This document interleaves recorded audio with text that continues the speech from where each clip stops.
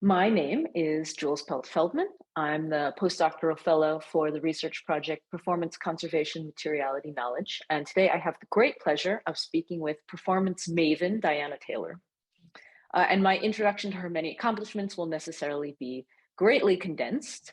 Otherwise, we'll be here all night. Diana Taylor is professor of performance studies and Spanish at New York University. She has written many important and award-winning books and edited many more, and has also received a number of prestigious fellowships. Her books include Theater of Crisis, Drama and Politics in Latin America from 1991, Disappearing Acts, Spectacles of Gender and Nationalism in Argentina's Dirty War from 1997, The Archive and the Repertoire, Performing Cultural Memory in the Americas from 2003, and Presente, The Politics of Presence from 2020. And many of these books have also appeared in multiple languages. In 1988, Diana Taylor founded the Hemispheric Institute of Performance and Politics, which is a network of scholars, artists, and activists throughout the Americas that work for social justice, and she continues to serve as its director. Diana, I'm so glad to be speaking with you today and so grateful that you have agreed to answer our two questions. And here they are. Can performance be conserved? If so, how? If not, why not? And what does it mean to conserve performance? Thank you, Jules. Thank you very much for inviting me, and I look forward to this conversation. So, question number one, can performance be conserved? I guess I would start with, what do we mean by conservation? So if we're talking about, does performance continue to exist in its many iterations, what I call the many lives of performance, then I think that performance continues to live always in different forms, in different formats, in different modalities. When we're talking about, can we preserve a specific performance? Can we preserve Regina Galindo performance? Can we preserve a Marina Abramovic performance or something like this? I would say no. We can preserve, I guess, or conserve certain things about those performances. For example, and I've written a lot about this, Marina Abramovic's 2010, The Artist is Present retrospective at MoMA in New York, where she was doing a performance on one level of the museum in the atrium, one of the performances where she sits and looks at the other person in the chair opposite her, while at the same time on the fifth floor, I think it was, there were many re-performances of her work, artists who were redoing her very, very iconic pieces. There was a re-performance of Imponderabilia upstairs, which had been that very famous piece that she had done with Uli in Bologna. And so there were, on one level, it looked as if we had a sense of what she had done the first time, of what that performance was.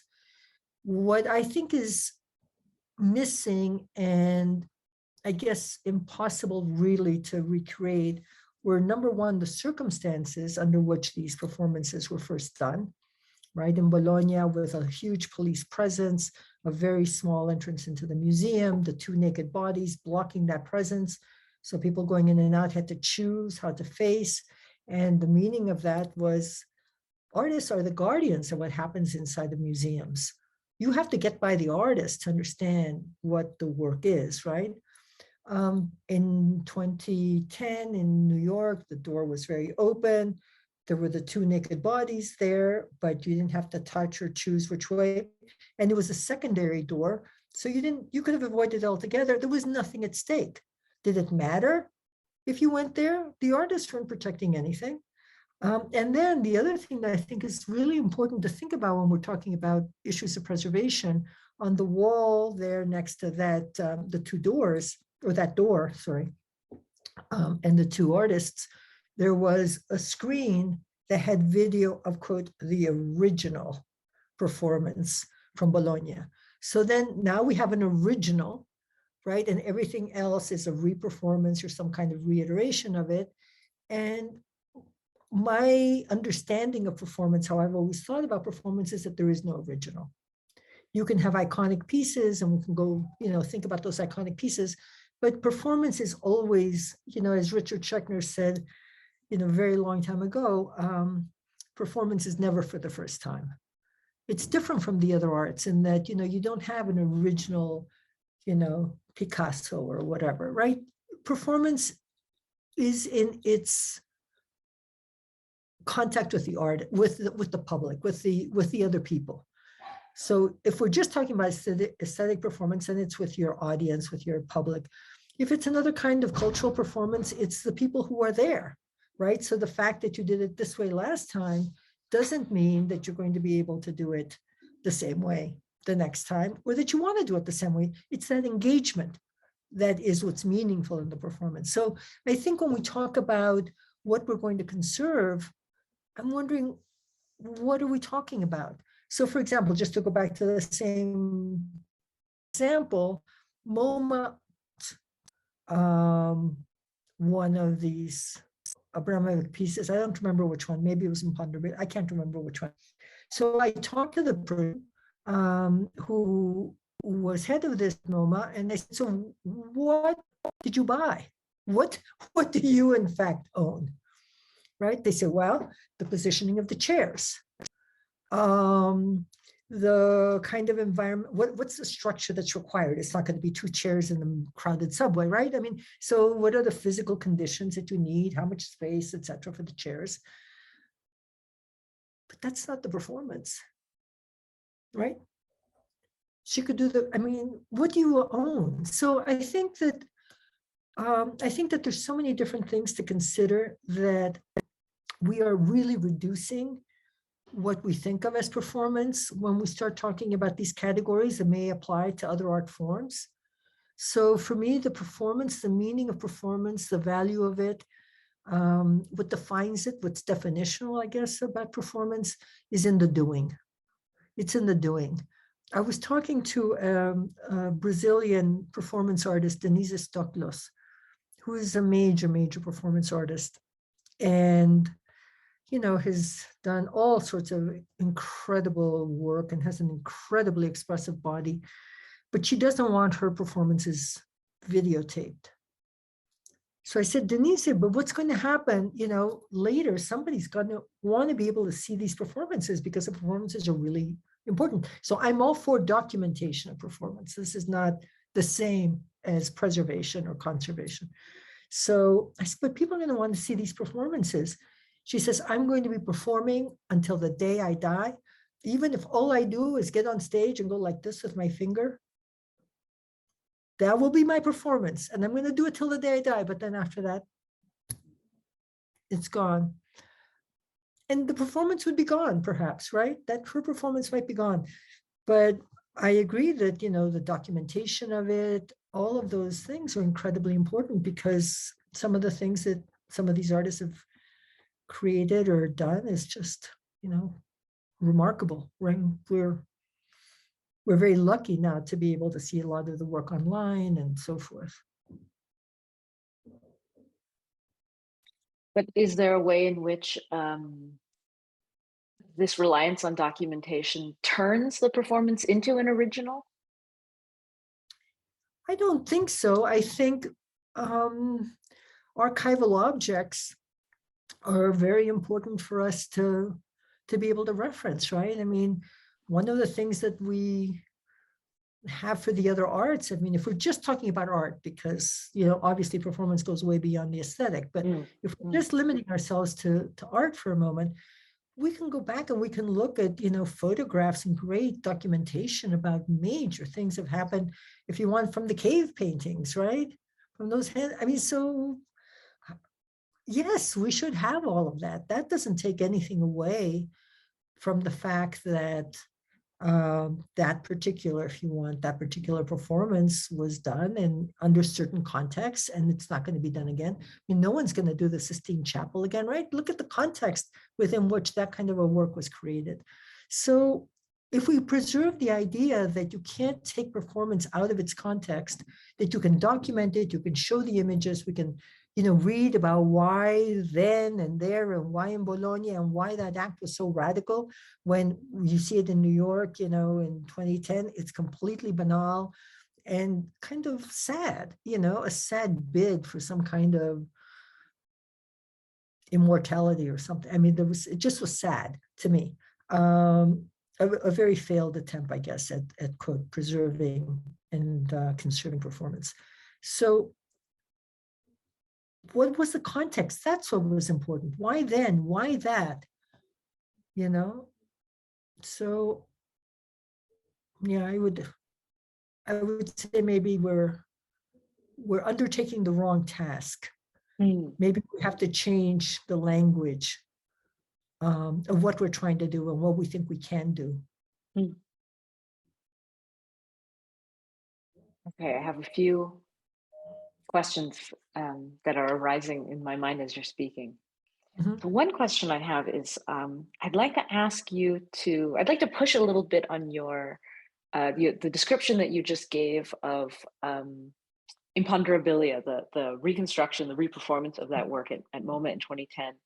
And also as you've written about it, because it seems to me that most of the problems with that you're describing aren't actually against reperformance per se, but are against this reperformance, right? You're saying that it was done in a way where the artists weren't, there was an alternative entrance, right? You didn't have to move through the two artists. They were put a little bit further apart than Abramovich and Ulay originally were. So there wasn't as much of an intensity there, and that all of these contextual aspects changed. And while, of course, we can't repeat what things were like in Bologna in 1977, it's certainly true that there are politically charged situations with art today. So I wonder if you could say a little bit more about this question of rejecting reperformance itself and rejecting this specific reperformance. I don't reject reperformance itself at all. I think everything's a reperformance in a way. In a way, we, if it's iterative, we're always reperforming, right? So it's not absolutely not that. It's that the sense that there's an original is what I found very disturbing about it. The sense that, that Abramovich has these rules and kind of guidelines that she has, quote, for herself and also for the reperformers that she works with, the artists that she works with, where you have to ask permission, the artist, quote, owns the work. There's all of these things that you have to comply with.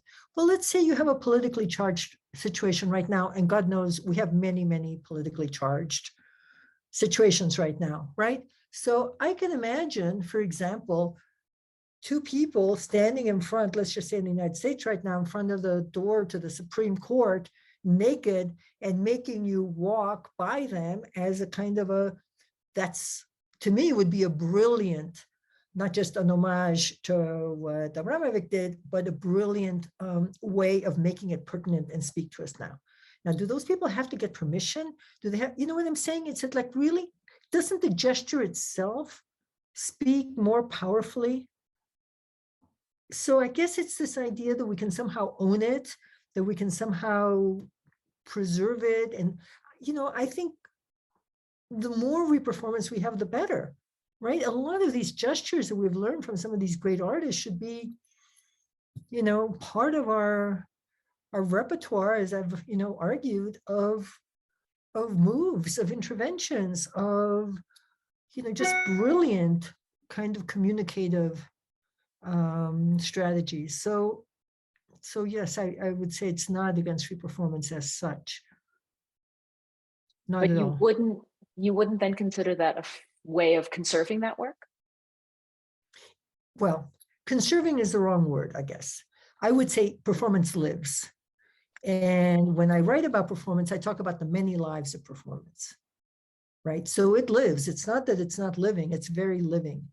Conserving for me connotes, and maybe this is not the understanding that you and your group are working with, but for me, it preserves, or it conveys a sense that we're trying to preserve it as if it were, let's say, a book or a precious manuscript, right? We're trying to save this, we're trying to conserve this, we're trying to treat the pages, we're trying to do whatever with the ink, we're trying to stabilize the environment so that the piece itself doesn't.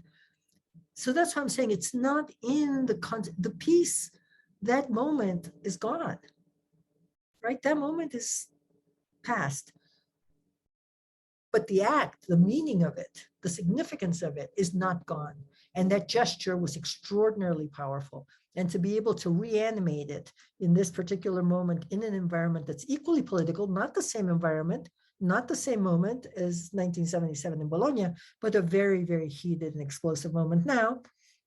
That to me seems like you're keeping that work alive. And that work, I mean, in a way, that work alive, because you're taking the same concept of the door, the two naked bodies, right? So you're doing, it truly is a reanimation of that in a way that everybody recognizes even, all right? I mean, everybody would say, oh, that's an homage to that, right?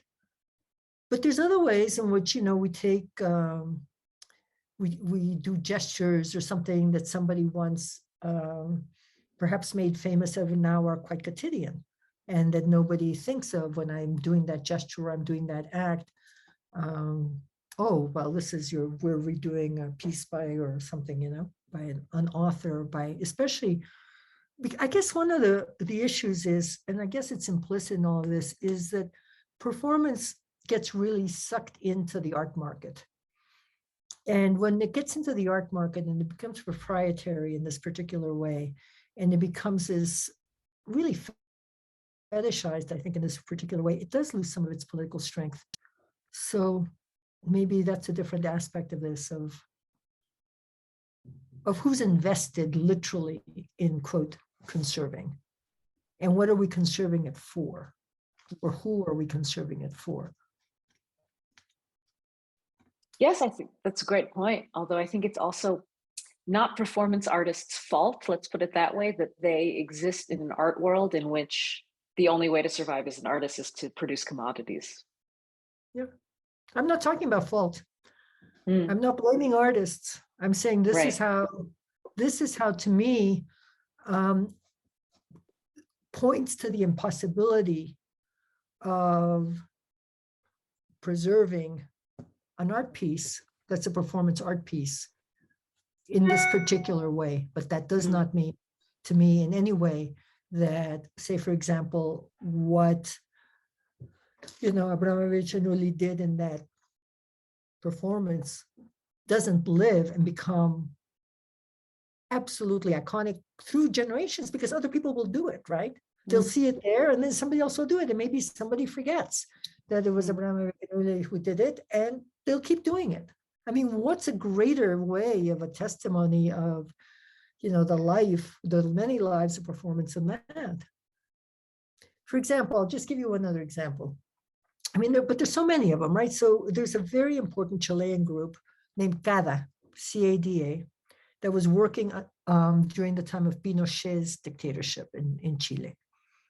And what they did was, you couldn't do a thing, obviously, during Pinochet's, especially the early years in Chile. So this was in the early years of Pinochet's dictatorship, the beginning of the 80s. And what they did was, throughout the city of Santiago de Chile, they posted banners, because they had to make them in advance because you didn't have time to do, like something on the walls, right? The presence was so strong. But big banners, things that they would hang over bridges, things that they would hang over walls, that would say no, a big no, and then a plus sign, which is like no more. And then there'd be an image of a gun or an image of a, whatever had to do with violence, right? Whatever. So no more violence. Well, that just went, viral. Everybody was using it. And so I was talking to the artists and they said, we don't own that. The second it's out there, the second it goes viral, it belongs to the world, right? Anybody who wants it can use it. Of course, it's not, quote, theirs in that way. And I thought that was the political potency of that particular performance.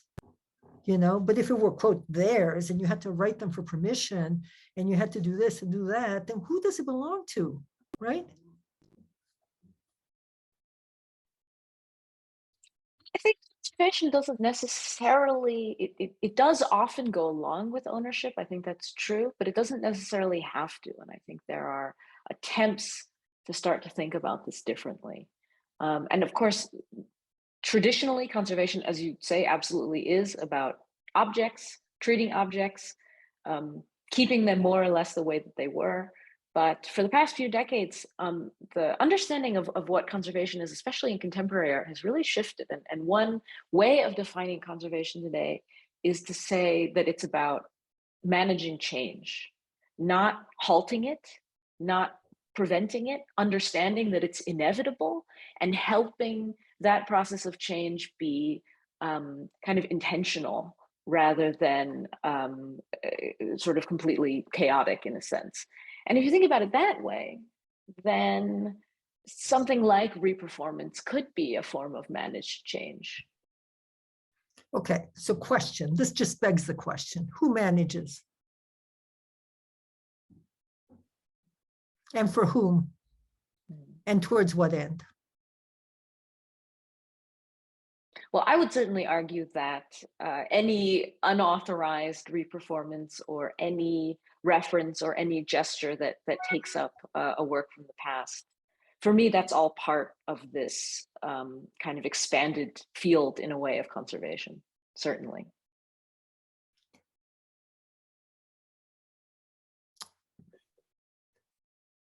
But if I think, with a couple of my artist friends, so we're going to go and do something outside of the Supreme Court. We're going to have the two naked bodies standing there, so the Leto and those guys have to forcefully walk through it. Maybe pregnant women's bodies, for example, I don't know. How is that managed change? You know what I'm saying? How does that fall into the category of conservation, the way you define it? What if we didn't say managed, but instead intentional? Right, you're making an intentional change, for example, to do this work at the Supreme Court, or to have it performed by women who are pregnant. Well, I guess that could work for some things.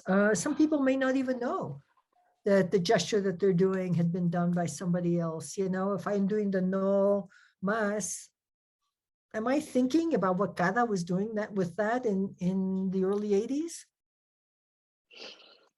If I'm looking at a painting from 200 years ago, am I thinking about the fact that the colors were probably totally different then? Or that it was hung on a completely different kind of wall? Or that it was shown in a salon hang instead of having a whole wall to itself? Or that it was shown in a really warm room and today there's air conditioning? I think part of the problem with conserving performance is that these questions of change and context aren't unique to performance. And actually, every artwork is constantly changing. Yes, I agree with you completely. I agree with you completely on that. I remember one time I was giving this talk about performance and performance as, exactly as you put in that little paragraph, is this theoretically, supposedly ephemeral and stuff like that. And one of the people who was in the conversation with me was a very famous architect. And he says, Diana, buildings are ephemeral too. And there was something very beautiful about that, right? It's the recognition that, yes, at the end of the day, it all passes, right? We can't think, and that's, in a book I have, my best-selling book, in fact, that you did not mention in my books, which is called Performance. And it's been the most widely translated. But one of the things I say there is that the archive is a slow performance, right? Because it's exactly that. It's also subject to change. It's also, at the end of the day, going to be constantly going through these iterations, right? So I think perhaps one of the most fruitful ways of thinking about conservation is thinking about it the other way around, thinking about it as the performance of the photograph that goes through all these changes, the artworks, the Sistine Chapel, right? But at the same time, I think that it's absolutely true that the context of performance is very, very important. And I guess my question about this idea that you can preserve or conserve performance comes from the fact that people tend to isolate the performance from the context when they're talking about, you know, preserving the performance. And that's what I think makes it so difficult to do, that it's, I would say that is impossible. That is impossible. So rather than, I mean, sometimes, you know, we really try to do things that are impossible. I think that that's a very valid project. I do, and I spend a lot of time doing that. But I also think that, I mean, for example, if I were interested in preserving performance, what would I do? Well, I've done a few little things. Like I started when I'm not head of Hemi anymore. I stepped down in 2020. So after 22 years, I stepped down as director of the Hemispheric Institute. But what I did, one of the first things I did there was, when I started, they didn't have video online. It didn't exist in the world. This was before YouTube, if you can even imagine such a time, before all of that, before digital online.